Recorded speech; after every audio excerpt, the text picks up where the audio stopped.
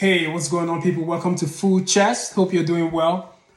So a lot of things happening. So today's June 27th, 2025, and today the DRC, the Democratic Republic of the Congo, and Rwanda are supposed to sign a Trump-brokered peace deal. Now, this, of course, Marco Rubio was kind of the main person that, kind of orchestrated or was the person who kind of negotiated or part of the negotiation, or was a person who mediated the deal. But again, it was Trump who emphasized it. And shout out to the US for doing what they do and trying to bring peace to Africa. I love it. It's all good. It's great. But you know me, I always have some questions and I'm always curious to know about certain things. One of the questions I had when I heard about this, and basically this is what is going on. So Rwanda and the Democratic Republic of the Congo are expected to sign a United States mediated peace deal today, following several months of conflict that has killed thousands of people and displaced millions in the resource-rich DR Congo. Now, if you go through my videos, I initially made a video about this, which is titled Blood Colton. So listen, go ahead and click on that video, listen to it so you can get the historic background of what has been happening between the DRC and Rwanda.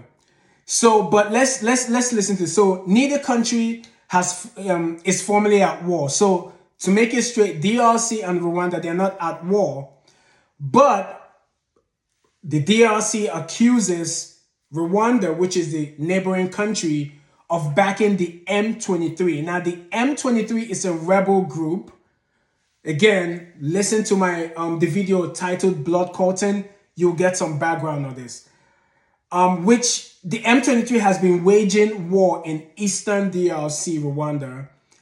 And, in Eastern DRC, and Rwanda had denied the charges. The M23, it's aligned with Rwanda, but they've denied that they are part of this. Now, the peace deal has been brokered, mediated by the United States. Once again, shout out to the US, Trump, for coming into play and doing what he's doing. Here are my questions. One question. This goes out to all the African countries. Now, on the continent, I think we have 56 countries on the African continent. So what I am meant to understand by the US coming to broker this deal is that out of the 56 countries in Africa, there is no one single country that can call DRC and Rwanda and say, hey, what you're doing is foolishness. You're killing people. People are being displaced. You're causing more harm than good to your country. You're destroying infrastructures. You have mineral resources. Why don't you focus on a way to make sure that you find an amicable solution that both parties can benefit and enrich the population, the country, with coltan and with the nice mineral resources that you have?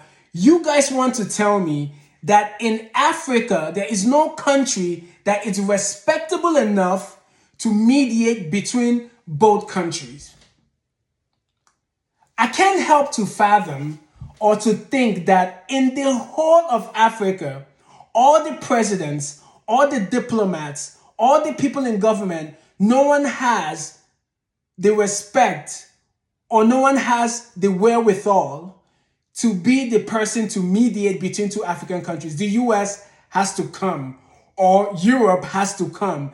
So African countries can only listen to European countries and America. Is that what... It's hard for me to understand. Somebody please tell me this is not real.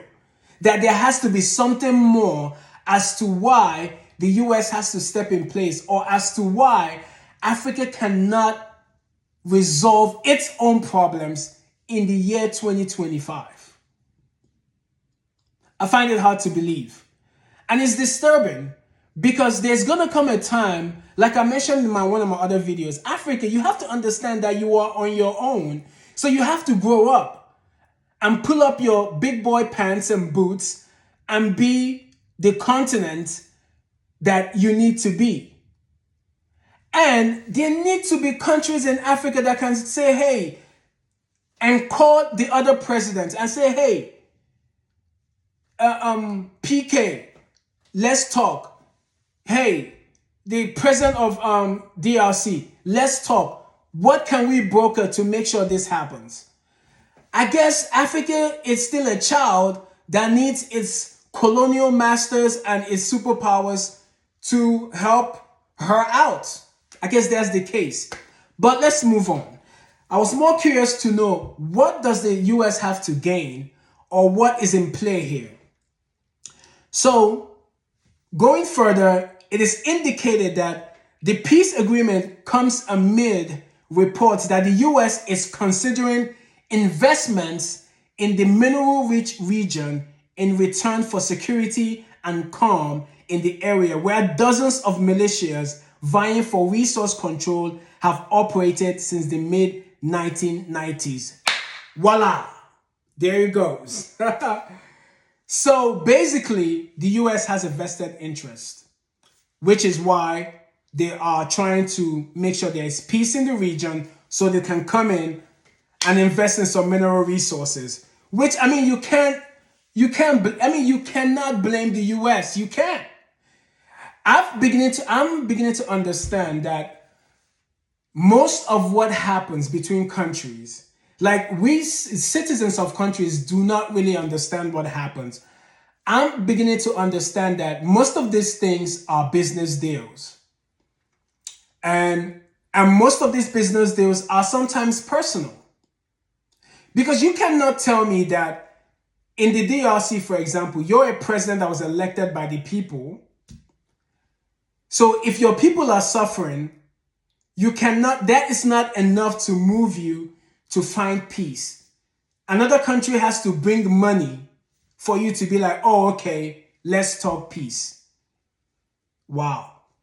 So that shows you that most of these countries in Africa, most of these leaders, is business, is personal. It has nothing to do with the populace most of the time.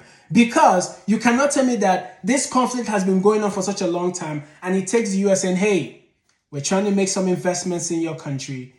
If you don't calm down and let there be peace, you're going to lose on that money. You're going to lose out on that investment.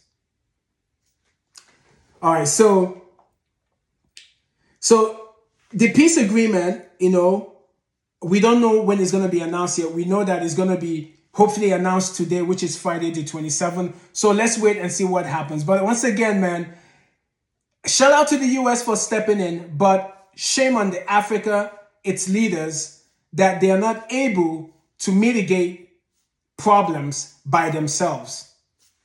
When is this going to happen? When is Africa going to begin to mitigate problems by itself? I'm trying to find out when, because it's going to be remarkable when there will be a conflict between Nigeria and South Africa, and Botswana will come in and say, okay, you guys, let's find peace. We're going to come in because Africa has all the resources. There's all the resources. So I am very, very sure that problems could be mediated within the continent, by the continent, and for the continent. But hey, man, till that time comes, we're still going to be watching and praying. But yeah, man, let me know what you guys think. Let me know if you guys know something I don't know. I'll definitely want to hear your comments, what you think about my take on it, and what you think is going to come out. Is this peace deal going to come into play? Is this going to be just a way for some people to grab some money from the US and nothing happens? But I hope with the Trump administration that peace is going to come about, because I'm sure that Trump is not going to invest, or the US is not going to really invest, if, the peace that they are seeking does not come to pass. Because, the US does not operate in places that are not stable. So I hope it will be an incentive. But once again, it's a good thing, but it should not be the status quo. This is Full Chess, guys. Peace.